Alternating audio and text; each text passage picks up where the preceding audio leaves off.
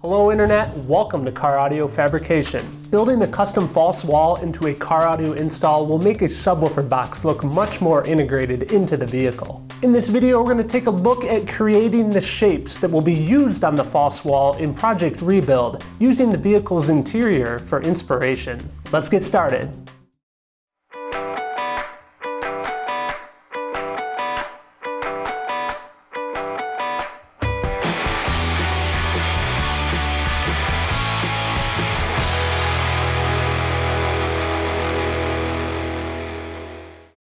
In order to start creating the template shapes on the false wall, I first start with marking out the locations of the subwoofers. The goal here is to have the subwoofers showing through the shapes, so this gives me an idea where I should place them.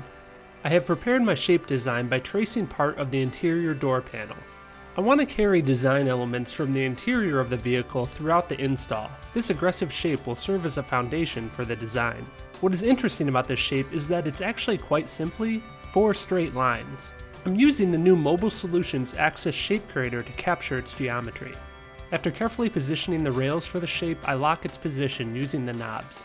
I can now take the SmartFrame system and transfer its geometry to a piece of wood using a marker. Next, I rough cut this profile. Then I apply double-sided template tape to the back side of the template and stick it to the workpiece, and on the router table I use a flush trim bit to copy its profile perfectly to the wood. This gives me a perfect template shape that I can now use to make cutout holes on the false wall. I start making these holes by carefully positioning the shape on one side of the false wall and marking its location. I then repeat this on the other side. I then apply double-sided template tape and then stick my master template into position.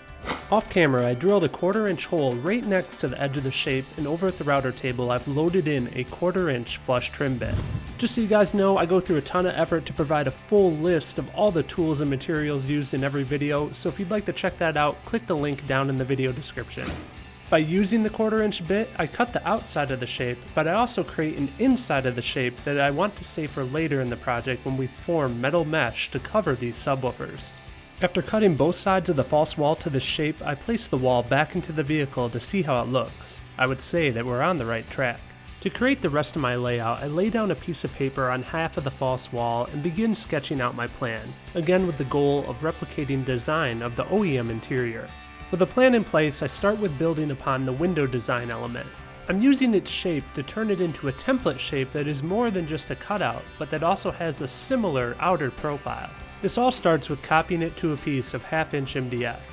With this new piece created, I've loaded up the rabbiting bit from the Smart Pattern system.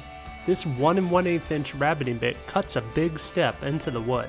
Next, I drill a hole right at the edge of this step. This allows me to insert a 1/4-inch spiral flush trim bit through the hole. This technique allows me to then start the router, and you can see that the bit rides along the edge of this step. I now have a shape that I can use. I traced the 2 windows from my false wall to a new piece, and I have traced the outside of my new shape. I want this center insert piece to be one total piece that encompasses both sides of the window, so here I'm working on coming up with a design to connect the two. After rough cutting the inside area of this new shape that I'm creating, I apply template tape, which allows me to stick the false wall template to it. Then of course it's over to the router table in order to flush trim. After separating the 2 pieces, I rough cut my new shape, and then I apply new tape so that I can stick the shaped piece down and copy the outer profile. What is important here during flush trimming is to be careful that I stop flush trimming before I hit the next part of my shape. I added both sides of the shape and then came back and finished up the joining geometry using these circle templates. I now have an awesome main shape to use on my false wall. Now before we go any further, I'm going to copy my main template to another piece of 1/4-inch. I do this just in case I make any mistakes. I don't want to mess up my master template shape. Don't be afraid to use some extra wood when working on a project because it might save you later. Also, a quick shout out to Victor for signing up on Patreon. Victor is one of the latest of a team of guys to help support my content, and thanks to them I'm able to purchase materials for this video and cover other costs for making these videos. Here I'm continuing to lay out all of my shapes, and all of these were pre-planned in my sketch earlier. I'm just double checking everything because I want to see how it looks. Note the sweep that goes through the door panel insert as well as the circular door handle. These are both design features that I'm integrating as well. I apply more tape and I stick one of the sweep pieces from the Axis Shape Creator to the board. I apologize for the horrible camera angle, but now I use a 1/4-inch spiral trim bit to copy the shape.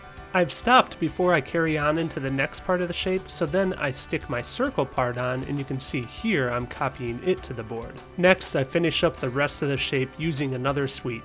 I lay this back onto the master template and you can get a good idea of what it's going to look like. Down in the lower corners, I want to have a transition line that will actually match up with the amp rack design. I use a combination of a sweep and a straight piece to cut the corners out so that I can use them later. Now that I have all the shapes the way that I want them, I transfer them all to 1/2 inch MDF. Stay tuned in to the end of this video for footage coming up in the next episode of this build.